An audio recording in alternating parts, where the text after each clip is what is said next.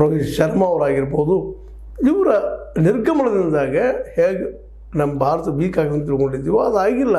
ಹಾಗೆ ಇಲ್ಲೇ ಏನಪ್ಪ ಅಂದರೆ ಬಾಬರ್ ಆಜಮ್ ಮತ್ತು ಮೊಹಮ್ಮದ್ ರಿಜ್ವಾನ್ ಹೋಗಿದ್ರಿಂದಾಗಿ ಪಾಕಿಸ್ತಾನ ಟೀಮ್ ವೀಕ್ ಆಗಿದೆ ಅಂತ ತಿಳ್ಕೊಳ್ಳೋದು ತಪ್ಪಾಗ್ತದೆ. ಯಾಕಂದ್ರೆ ಅಲ್ಲೂ ಪ್ರಾಕ್ಟೀಸ್ ಮಾಡುವಂಥ ನಮ್ಮಲ್ಲಿರುವಷ್ಟು ಅವಕಾಶಗಳು ಅಲ್ಲಿ ಇರಲಿಕ್ಕಿಲ್ಲ ಪಾಕಿಸ್ತಾನದಲ್ಲ. ಅಥವಾ ಇವತ್ತು ಅದು ಒಂದು ಏನೋ ರೋಗಗ್ರಸ್ತ ರಾಷ್ಟ್ರ ಆಗಿರ್ಬೋದು, ಬಟ್ ಕ್ರಿಕೆಟ್ ಪ್ರಿಯರಿಗೇನು ಕಡಿಮೆ ಇಲ್ಲಲ್ಲ. ಹೀಗಾಗಿ ಅದು ತನ್ನ ಶಕ್ತಿಯನ್ನು ವೃದ್ಧಿಸ್ಕೊಳ್ತಾ ಇರ್ತದೆ. ಆದರೆ ಇಂಡಿಯಾದ ಎದುರು ನಿಂತು ಗೆಲ್ಲುವ ಸ್ಥಿತಿಯೊಳಗೆ ಅದನ್ನು ಪಾಕಿಸ್ತಾನ ಅನ್ನುವಂಥ ಪ್ರಶ್ನೆ ಮಾತ್ರ ಅದ. ಆದರೆ ಈ ಹೊಸ ಟೀಮ್ದಲ್ಲೇ ಶಾಹಿನ್ ಅಫ್ರಿದಿ ಆಗಿರ್ಬೋದು, ಹ್ಯಾರಿಸ್ ರವೂಫ್ ಆಗಿರ್ಬೋದು, ಹಸನ್ ಅಲಿ ಆಗಿರ್ಬೋದು, ಇವರು ಸಹಿತ ಎಲ್ಲ ಚೆನ್ನಾಗಿ ಬೌಲಿಂಗ್ ಮಾಡ್ತಾ ಇದ್ದಾರೆ. ಬ್ಯಾಟ್ಸ್ಮನ್ಸು ಇದ್ದಾರೆ. ಜೊತೆಗೆ ಅಫ್ಘಾನಿಸ್ತಾನ ಗೆದ್ದಿದ್ದವ್ರಿಗೆ ಒಂದು ಪ್ಲಸ್ ಪಾಯಿಂಟ್ ಆದಂಗೆ ಆಗಿದೆ.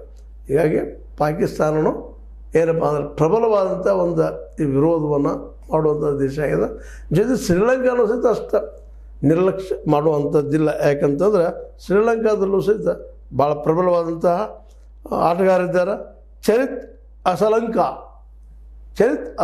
ಅನ್ನುವಂಥವ್ರು ಕ್ಯಾಪ್ಟನ್ ಆಗಿದ್ದಾರೆ. ಅದಕ್ಕೆ ಅದು ಇನ್ನೂ ಅನೇಕ ಹೊಸ ಹುಡುಗರು ಬರ್ತಾ ಇದ್ದಾರೆ.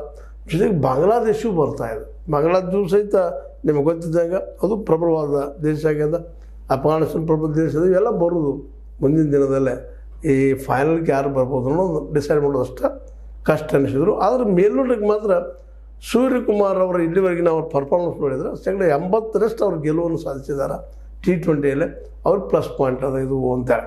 ಅದ್ರ ಜೊತೆಗೆ ನಮ್ಮ ಇನ್ನೊಬ್ಬರು ಈ ಟೆಸ್ಟದ ಕ್ಯಾಪ್ಟನ್ ನಿಮಗೆ ಗೊತ್ತದ ಗಿಲ್ ಅವರು ಸಹಿತ ಈ ದಿಶೆಯಲ್ಲಿ ಸೂರ್ಯಕುಮಾರ್ ಅವರಿಗೆ ಒಂದು ಬೆಂಬಲ ಆಗಿ ನಿಲ್ಲುವಂಥ ಎಲ್ಲ ಸಾಧ್ಯತೆಗಳಿದ್ದಾವೆ. ಮೇಲಾಗೆ ಈ ಬುಮ್ರಾ ಅವರು ಮತ್ತೆ T20ಗೆ ಬಂದಿದ್ದು, ಪ್ರತಿ ಪಂದ್ಯದಲ್ಲಿ 4 ಓವರ್ಗಳನ್ನು ಹಾಕ್ತಾನಂತ ನಿಂತಿದ್ದು ಪ್ಲಸ್ ಪಾಯಿಂಟ್ ಅನ್ನೋದು ಎರಡು ಮಾತಿಲ್ಲ. ಎಲ್ಲ ನೆಪದಲ್ಲೇ ಎಲ್ಲ ಕಾರಣದಿಂದಾಗಿ ಈ ದಿಶೆಯಲ್ಲಿ ನಮ್ಮ ದೇಶದ ಆಟಗಾರರು ಇವತ್ತು ಗೆಲ್ಲುವ ಅವಕಾಶಗಳನ್ನ ಹೆಚ್ಚಿಕೊಂಡಿದ್ದಾರೆ.